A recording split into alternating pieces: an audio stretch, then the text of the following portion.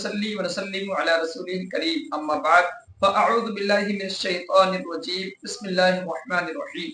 لقد من الله على المؤمنين إذ بعث فيهم رسولا من أنفسهم يتلو عليهم آياته ويزكيهم ويعلمهم الكتاب والحكمة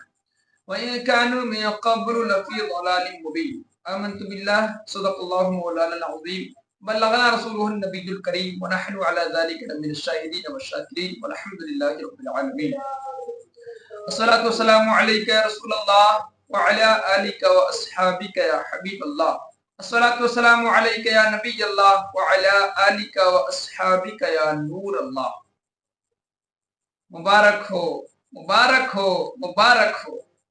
اے مسلمانوں، 100 بار مبارک ہو وہ گھڑی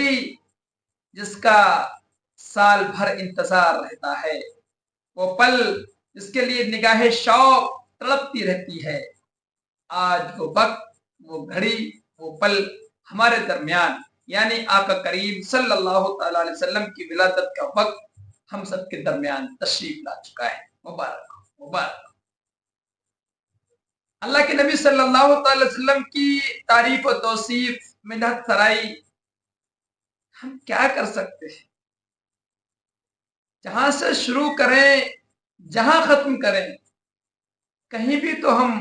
حضور صلی اللہ علیہ وسلم کے احسان سے باہر نہیں ہیں۔ اتنے احسان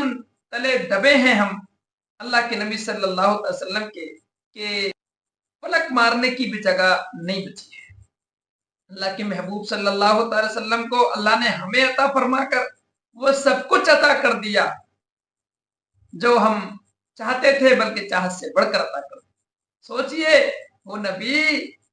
جس کی امت میں ہونے کے لیے حضرت موسیٰ علیہ السلام جیسے جلیل القدر نبی تمنا کریں، اللہ نے بن مانگے ہمیں وہ نبی عطا کر دیا۔ سوچئے اللہ تبارک و تعالی کی بارگاہ کا قرب، دنیا کے بڑے بڑے اولیاء کرام جس کے لیے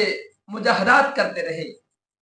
اللہ کے محبوب صلی اللہ علیہ وسلم کے صدقے میں ہمیں قرب خدا بندی بڑا آسان ہو گیا۔ اللہ کے محبوب صلی اللہ تعالی علیہ وسلم کے صدقے میں اللہ تبارک و تعالی نے ہمیں تمام امتوں سے افضل بنا دیا۔ اللہ نے اپنا محبوب افضل الانبیاء والمرسلین، امام الانبیاء والمرسلین کو ہمارا نبی بنا کر بھیج دیا، ہمیں ان کا امتی بنا دیا، اور ہمیں کیا چاہیے؟ کہاں سے تعریف و توصیف کا سلسلہ شروع کیا جائے اللہ کے محبوب صلی اللہ علیہ وسلم کا۔ اعلیٰ حضرت رحمۃ اللہ تعالی علیہ نے فرمایا، سب سے اعلیٰ و اولا ہمارا نبی، سب سے بالا و اعلیٰ ہمارا نبی، اپنے مولا کا پیارا ہمارا نبی، دونوں عالم کا دولہا ہمارا نبی، سب سے اونچوں میں اونچا سمجھیے جسے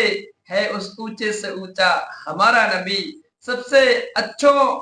سے اچھا سمجھیے جسے ہے اس اچھے سے اچھا ہمارا نبی، اور کون دیتا ہے دینے کو منہ چاہیے، دینے والا ہے سچا ہمارا نبی،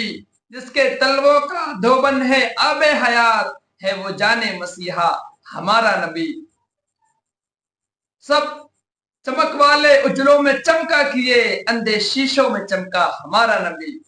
بجھ گئیں جس کے آگے سبھی مشعلیں، شمع وہ لے کے آیا ہمارا نبی، غم زدوں کو رضا مزدہ دیجے کہ ہے بے کسوں کا سہارا ہمارا۔ مبارک ہو مبارک ہو مبارک ہو۔ اللہ تبارک و تعالیٰ کے پیارے محبوب صلی اللہ تعالی علیہ وسلم کا تو یہ عالم ہے کہ وہ جو نہ تھے تو کچھ نہ تھا، وہ جو نہ ہو تو کچھ نہ ہو، جان ہے وہ جہان کی، جان ہے تو جہان ہے۔ اللہ تبارک و تعالیٰ کے پیارے محبوب صلی اللہ تعالی وسلم کے صدقے میں اللہ نے پوری کائنات کو بنا دیا۔ چمک تجھ سے پاتے ہیں سب پانے والے، میرا دل بھی چمکا دے چمکانے والے۔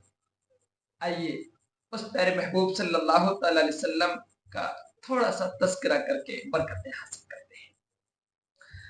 اللہ کے محبوب صلی اللہ تعالی علیہ وآلہ وسلم دنیا میں تشریف لائے، ہمیں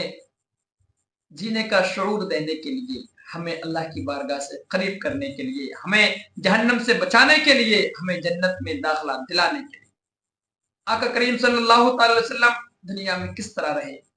آئیے اس کو جاننے کی کوشش کرتے ہیں تاکہ ہمیں اس پر عمل کرنا آسان ہو۔ اللہ پاک کے پیارے محبوب صلی اللہ تعالی وسلم اپنی ازواج مطہرات یعنی اپنی بیویوں، گھر والوں، اپنے صحابہ کرام، اپنے پڑوسیوں اور رشتہ داروں سے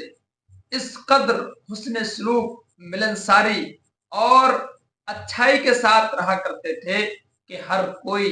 آپ کا گرویدہ تھا، آپ کے اخلاق کا مداح تھا۔ خادم خاص حضرت انس رضی اللہ تعالیٰ عنہ کہتے ہیں کہ میں نے 10 سال تک سفر و حضر میں اللہ کے نبی صلی اللہ تعالیٰ علیہ وسلم کی خدمت کا شرف حاصل کیا۔ اس عرصے میں کبھی بھی اللہ کے رسول صلی اللہ تعالیٰ علیہ وسلم نے نہ مجھے ڈانٹا اور نہ مجھے جھڑکا، اور کہتے ہیں کہ کبھی مجھ سے یہ بھی نہیں پوچھا کہ اے انس تم نے یہ کام کیوں کیا یا یہ کام کیوں نہیں کیا۔ حضرت عائشہ صدیقہ رضی اللہ تعالی عنہا کہتی ہیں کہ حضور صلی اللہ تعالی وسلم سے زیادہ خوش اخلاق، اچھے اخلاق والا کوئی نہیں تھا۔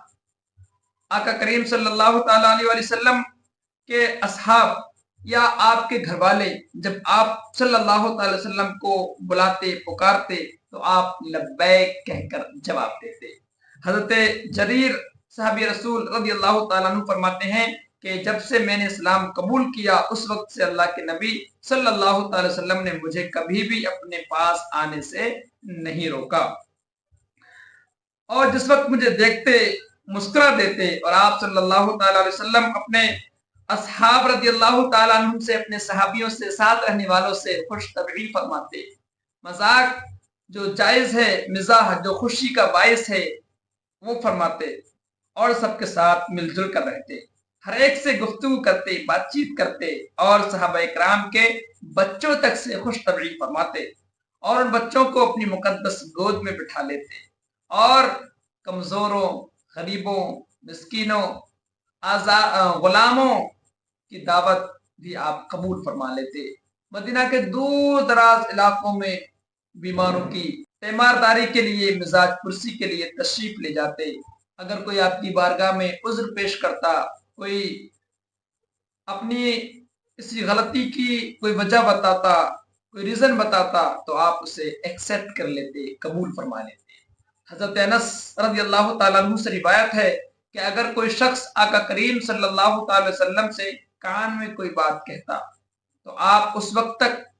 اپنا کان اس کے منہ سے نہیں ہٹاتے جب تک کہ اپنی بات مکمل نہیں کر لیتا۔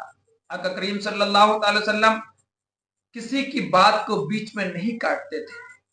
نبی پاک صلی اللہ تعالی وسلم جو اپنے صحابہ کرام کے درمیان بیٹھتے تو پیر پھیلا کر نہیں بیٹھتے تھے۔ آقا کریم صلی اللہ علیہ وسلم کے سامنے جو بھی آتا آپ خود سلام کرنے میں پہل فرماتے، اور ملاقات کرنے والوں سے مصافحہ فرماتے، اور اکثر وقتوں میں آپ اپنے سے ملاقات کرنے آنے والوں کے لیے اپنی چادر بچھا دیا کرتے تھے، اپنے صحابہ کو کنیتوں سے، اچھے اچھے ناموں سے یاد کیا کرتے تھے، اپنے صحابہ کرام میں سے ہر شخص سے خوش روئی کے ساتھ مسکرا کر ملاقات فرماتے۔ مدینہ کے خادم اور نوکر چاکر برتنوں میں صبح کو پانی لے کر آتے تاکہ نبی پاک صلی اللہ تعالی وسلم اس میں اپنا دست مبارک ہاتھ ڈال دے اور ان کا وہ پانی برکت والا ہو جائے۔ جاڑے کا موسم ہوتا، صبح سویرے وہ لے کر آ جاتے، مگر اللہ کے نبی صلی اللہ علیہ وسلم منع نہیں فرماتے، بلکہ اپنے ہاتھ کو برتنوں میں ڈال کر ان کے برتنوں اور پانی کو متبرک فرماتے۔ حضرت عمرو بن صائب رضی اللہ تعالیٰ عنہ نے فرمایا کہ ایک مرتبہ اللہ کے نبی صلی اللہ علیہ وسلم کی خدمت میں موجود تھا، تو آپ صلی اللہ علیہ وسلم کی رضائی باپ یعنی حضرت حلیمہ سعدیہ کے شوہر تشریف لائے، تو آقا کریم صلی اللہ علیہ وسلم نے اپنے کپڑے کا ایک حصہ ان کے لیے بچھا دیا، وہ اس پر بیٹھ گئے۔ پھر آقا کریم صلی اللہ علیہ وسلم کی رضائی ماں حضرت حلیمہ سعدیہ تشریف لے آئیں، تو آپ نے اپنی چادر کا آدھا حصہ بھی ان کے لیے بچھا دیا۔ پھر اس کے بعد آپ صلی اللہ تعالی وسلم کے رضائی بھائی حضرت علیمہ صحابیہ کے بیٹے آ گئے، آپ نے ان کو اپنے سامنے بٹھا لیا۔ آقا کریم صلی اللہ تعالی وسلم حضرت سویبہ رضی اللہ تعالی عنہ کے یہاں اکثر کپڑا وغیرہ بھیجتے رہتے۔ یہ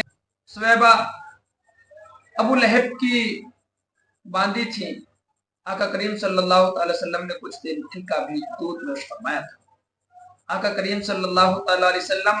اپنے لیے کوئی خاص بستر نہیں رکھتے تھے، بلکہ ہمیشہ ازواج مطہرات کے بستروں پر ہی آرام فرماتے